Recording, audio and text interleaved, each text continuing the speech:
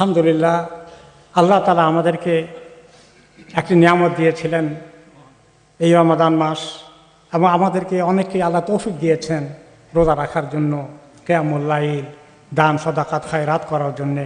কত বড় নিয়ামত! অনেকেই মিস করে ফেলেছেন। কিছু লোককে আমরা জানাজা পড়েছি প্রতিদিনই, বলতে গেলে প্রতি সপ্তাহে কতজন জানাজা পড়েছে রমাদানে, তারা শেষ করতে পারেননি, কমপ্লিট করতে পারেননি। শুরু করেছিলেন, চলে গেছেন। আল্লাহ তাআলা আমাদেরকে মোকাম্মল করার তৌফিক দিয়েছেন। কিন্তু আল্লাহ রাব্বুল আলামিন এই দয়া, এই দানকে আমরা কিভাবে শুকর আদায় করব, কিভাবে এটাকে, এই স্পিরিটকে ধরে রাখবো। আমরা দেখেছি রমাদান মাসে কি পরিমাণ মানুষ মসজিদে এসেছে জামাতে নামাজ পড়তে। শুধু তারাবিহ তাহাজ্জুদ নয়, 5 ওয়াক্তে জামাতে মানুষকে মসজিদ ভরে গিয়েছে। রমাদানের পরে কি সেই তামাশা আর দেখা যায়? সেই দৃশ্য কি থাকে? অনেক কমে যায়। কেন এই দুরবস্থা আমাদের? আল্লাহ তাআলা রমাদানের পরে কি আল্লাহ তাআলা একটু দুর্বল হয়ে যান নাকি? নাউযুবিল্লাহ। আমরা আল্লাহ তাআলার সঙ্গে এমন ব্যবহার কেন করি? রমাদান তো দিয়েছেন যে একটা আমরা সুন্দর স্পিরিটে আসবো, রমাদান পরেও সেটাকে ধরে রাখবো। যদি ধরে না রাখতে পারি তাহলে এটা একটা খারাপ লক্ষণ, আমার রমাদানের আমল বোধহয় কবুল হয় নাই। আর ধরে রাখতে পারলে আমার রমাদানের আমল কবুল হয়েছে, এটা আশা করা যায় ইনশাআল্লাহ। তাহলে এই জামাতে নামাজটা আমরা দেখেছি, 5 ওয়াক্ত নামাজের মসজিদে অনেক এসেছে। রমাদানের পরে অনেকেই আর জামাতের গুরুত্ব নেই আগের মতো। ওই আগামী রমাদানে হয়তো চিন্তা করবেন। এটা কিন্তু সাংঘাতিক ভুল ধারণা। আল্লাহ তাআলা আমাদেরকে এই ফরজ যে ইবাদতটা আছে নামাজের, এটাকে আল্লাহ তাআলা জামাতের সাথে পড়ার জন্যই দিয়েছেন এই ফরজকে। আর বাকি নফল ঘরে পড়ার জন্য দিয়েছেন, পুরুষদের জন্য। মহিলাদের জন্য শুধু ঘরে পড়া অ্যালাউড। পুরুষের জন্য কোনো বড় ওজর না থাকলে তাকে মসজিদে নামাজ পড়তেই হবে। এবং এই স্পিরিটকে, নামাজ থেকে শুরু করে সমস্ত আমলগুলোকে ধরে রাখা আমাদের জন্য অনেক জরুরি। কারণ আল্লাহ তাআলা বলেছেন, তুমি ইবাদত করো তোমার রবের মৃত্যু আসা পর্যন্ত। তুমি রমাদানের পরে টায়ার্ড হয়ে গেছো, এখন একটু ঢিলা দিয়ে ফেললাম, আবার আগামী রমাদানে করবো, এটা ভালো লক্ষণ নয়। এবং তিনি একটা এক্সাম্পল কোরআন শরীফে দিয়েছেন, যারা এরকম কিছু সময়ের জন্য খুব আল্লাহওয়ালা হয়ে যায়, অল্প সময়ের জন্য আবার পরে ছেড়ে দেয়, এরকম লোকদেরকে তিনি বলেছেন, এক্সাম্পল দিয়েছেন সূরা নাহল 92 নম্বর আয়াতে, যে ওই মহিলার মতো হয়েও না যে সারা রাত চরকায় সুতা কাটলো, তুলা দিয়ে সুতা বানালো, চরকায় সুতা বানালো, আর সকালে উঠে সব এমনি করে খুলে ফেললো। তো সারা রাত ওই যে এত শক্ত করে সুতা বানালো, সকালে খুলে ফেললো, এই কাজটা কি হলো? নিজের হাতে নিজে তৈরি করা কাজকে নষ্ট করে দিল। তো এরকম যারা এক সময় খুব করে এগিয়ে আসে আল্লাহর দিকে, আবার হঠাৎ করে নাই হয়ে যায়, তাদের ব্যাপারে বলে যে তুমি এত সুন্দর করে এসেছিলে, আল্লাহর সঙ্গে সম্পর্কের মজা পেয়েছিলে, রমাদানে তোমার কত দৌড়াদৌড়ি ছিল, কত তোমার আগ্রহ উদ্দীপনা ছিল, সব নাই হয়ে গেল। তুমি তোমার রমাদানের আমলটা কিন্তু নষ্ট করে দিলে। তাহলে এই স্পিরিটকে আমরা বজায় রাখতে হবে। কারণ আমাদের সঙ্গে আল্লাহ তাআলার সম্পর্ক এই নামাজ দিয়ে শুরু হয়ে যাবে। বিশেষ করে নামাজের গুরুত্বটা যদি কমে যায়, আর মসজিদে এসে নামাজ পড়তাম, এখন ঘরে পড়ি। এমনকি অনেকেই আছে যে ঘরে পড়াও না, একে নামাজ ছেড়েই দিয়েছে, আবার আগামী রমাদান আসলে ঠিকমতো পড়বে। এইরকম চিন্তাটা আসলে খুবই খারাপ চিন্তা। তো কারণ এই নামাজকে হেফাজত করার জন্য আল্লাহ তাআলা বলেছেন, হাফিজু আলাইহা, এইটার হেফাজত করো।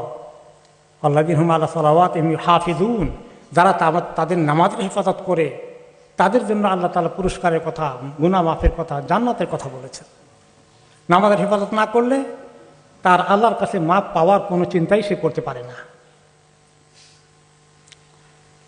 এই তো কেউ নামাজই পড়ে না। আর যারা নামাজ পড়েন কিন্তু ঘরে পড়েন, ঘরে পড়লেও হয়, মসজিদে আসলেও হয়, সমান হয়ে গেল নাকি? একটু বেশি সওয়াব হয় মাত্র না। এটা এত জরুরি জামাতের সাথে নামাজ পড়া। সাহাবীদের সময় এরকম এই মুনাফিক মার্কা কিছু লোকে শুধু মিস করত। তিনি বলেছিলেন, যখন দেখলেন যে কিছু লোকে মিস করলো জামাত, তিনি বলেন, আমার মনে চায় যে আমি এক সময় অনেক লাকড়ি জোগাড় করে কিছু যুবককে ঠিক করে রাখি, নামাজের সময়, জামাতের সময় হয়ে গেলে একজনকে বলবো তুমি জামাত পড়াও, আর আমি যুবকদেরকে নিয়ে ঘরে ঘরে তালাশ করে দেখি বিনা ওজরে কোন পুরুষটা ঘরে নামাজ পড়ে তাকে ঘরের ভিতরে রেখে তালা লাগিয়ে দিয়ে আমার মনে চায় লাকড়ি দিয়ে আগুন ধরিয়ে দিয়ে তাকে সহ গোটা ঘর বাড়ি পুড়িয়ে ফেলতে। বুঝতে পেরেছি আমরা কি কত সাংঘাতিক কথা। ওনার মনে চায় যে মানুষকে পুড়িয়ে মারতে, মুসলমানকে, যে ঘরে নামাজ পড়ে, বেনামাজি না, ঘরে পড়ে। তাহলে মসজিদগুলো কেন খালি হয়ে যাবে না আমাদের এই রমাদানের পরে?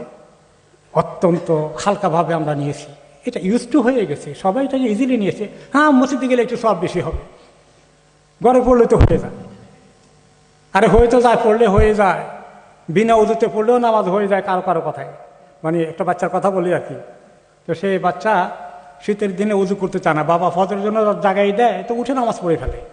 তো বাবা চার পাইলেন কিন্তু কয়েকদিন শুধু উজু করতে দেখি না নামাজ পড়ে, বলে যে তুমি কি উজু করো? বলে উজু করি নাই, উজু না করলে নামাজ হয়? তা আমি তো পড়ে দেখছি হয়ে যায়, রুকু হয়, সিজদা হয়, কোনোটাই তো আটকে না।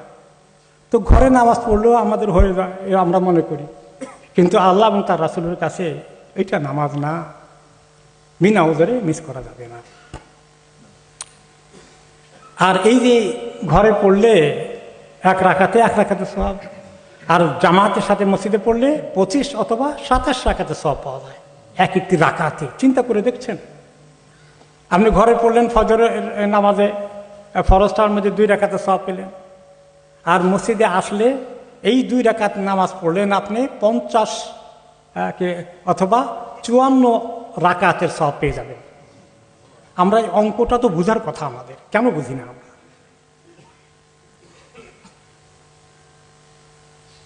এবং এই হলো জামাতের কথা। আর যারা নামাজ পড়ে না তাদের ব্যাপারে কি সাংঘাতিক কথা এসেছে, যে ব্যক্তি চায় কালকে আল্লাহর সঙ্গে তার মুসলিম হিসাবে দেখা হবে, কিয়ামতের দিন মুসলিম হিসাবে আল্লাহর সঙ্গে তার দেখা হবে, তাহলে সেজন্য এই 5 ওয়াক্ত নামাজের হেফাজত করে।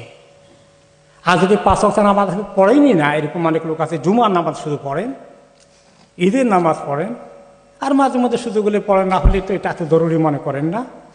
তো আপনি কাল কিয়ামতের ময়দানে মুসলিম হিসাবে আল্লাহর সঙ্গে আপনার দেখা হবে না, মুসলিম হিসাবে দেখা হবে না। এবং অনেক হাদিসে এসেছে যেই ব্যক্তি নামাজ পড়ে না, এইভাবে তরক করতে থাকে, সে ব্যক্তি কুফরি করে ফেলেছে, কিসের মুসলিম থাকলো সে? এই জন্য আসুন এই রমাদানে যে আমরা কষ্ট করেছি এটাকে ধরে রাখি, এবং আমরা যেন রমাদানই মুসলিম না হই, আমরা যেন সবসময় আল্লাহর কাছে পূর্ণাঙ্গ মুসলিম হতে পারি। আল্লাহ রাব্বুল আলামিনের কাছে এই তৌফিক চাওয়া, এই নিয়ামত খুব জরুরি দরকার। এরপরে হলো যে আমলগুলো করেছি, শুধু নামাজ নয়, কোরআন তেলাওয়াত করেছি, খতম করার চেষ্টা করেছি, কেউ একাধিক খতম করেছে। এখন রমাদানের পরে যদি আবার একেবারেই কোরআনের সঙ্গে দেখা না হয়, 2-4 দিনও পার হয়ে যায়, তাহলে এটা কত বড় অন্যায় কথা। অ্যাগেইন কোরআনকে আমরা বর্জন করলাম, হাজরুল কোরআন হয়ে যায়। আমরা কি করব? কোরআন এই তেলাওয়াত করা অব্যাহত রাখবো। খতম আবার শুরু হয়ে গেল। 1 মাসে 1 খতম করেছেন, বেশি পারেন নাই, এখন 2 মাসে 1 খতম হবে, না হয় 3 মাসে হবে। এর চেয়ে বেশি 1 বছর 2 বছর যদি 1 বছর যদি লাগে 1 খতম করতে, তাহলে কোরআনের সঙ্গে ওই সম্পর্ক আর থাকলো না। তো আল্লাহ তাআলা সমস্ত আমলকে শুধু মাত্র রমাদানের জন্যই রেখে দেননি। বেশি করে করব ঠিকই, কিন্তু অন্য সময় একটা মিনিমাম স্ট্যান্ডার্ড নিচে যেন আমরা না আসি। এরপরে আমরা দেখি যে রমজানের পরেই আমরা রোজা ছেড়ে দেই অনেকেই, কিন্তু একটা ছোট্ট অভ্যাস করলে অনেকেই করে ফেলেছেন যে 6টি রোজা রাখার। এই 30 দিনের ভিতরে এই শাওয়াল মাসের যে কোনো সময় করা যায়, ঈদের দিনের পর থেকে। সুযোগটা নেই আমরা। রোজা রমাদানেরটা ফরজ, অন্য সময়টা নফল। নফল হলেও এর সওয়াব কিন্তু কম না, নফল হলেও অনেক বড় সওয়াব। একটি দিনের রোজা জাহান্নামকে 70 বছর দূরে নিয়ে যায়। তাই 6টি রোজা রাখতে এত কষ্ট হবে? আমরা 30টি রাখতে পেরেছি, 29টি রাখতে পেরেছি, 6টা কি পারবো না? আমরা অবশ্যই পারবো। নবী করিম সাল্লাল্লাহু আলাইহি ওয়াসাল্লাম সাপ্তাহিক রোজার জন্য তালিম দিয়ে গেছেন। সাপ্তাহিক রোজা সোমবার, বৃহস্পতিবার, এই দুটো জান্নাতি যাওয়ার আমল, এই রোজার আমল জারি রাখা সারা বছর। মাসের মাঝখানে 3 দিন 13, 14, 15 আইয়াম বিদুর রোজা, এইগুলো আমরা আমলের মধ্যে শুধু রমাদানেই ঢুকি না, রমাদানের পরেও জারি রাখি, তাহলে এই জারি রাখা আমলের সওয়াব আল্লাহর কাছে অনেক বেশি, অনেক গুণ বেশি। এটাকে আল্লাহ অনেক মূল্যায়ন করেন। তা আসুন, আমরা দানও করেছি অনেক। এখন মাশাআল্লাহ মসজিদে দান করেছেন, বিভিন্ন চ্যারিটি কাজে দান করেছি আমরা। এটাকেও জারি রাখতে হবে, কারণ আল্লাহ তাআলা এই জারি রাখা আমলকে পছন্দ করেন। একসময় হুট করে অনেক বেশি করে ফেললাম, আর সময় একদম নাই। যে কোনো আমলই এটা আল্লাহর কাছে এত পছন্দনীয় নয়। যে ব্যক্তি আমল জারি রাখে ওয়া ইনকাল্লা, এবং পরিমাণ কম হলেও একটু হলেও ধরে রাখে, সেই আমলটা আল্লাহর কাছে অনেক বেশি পছন্দনীয়। আল্লাহ তাআলা আমাদেরকে রমাদানের পরেও রমাদানের স্পিরিটকে ধরে রাখা, সারা বছর আল্লাহ তাআলার সঙ্গে এরকম একটা সম্পর্ককে ধরে রাখার জন্য ইবাদতের মাধ্যমে আল্লাহ তাআলা আমাদেরকে তৌফিক দান করুন।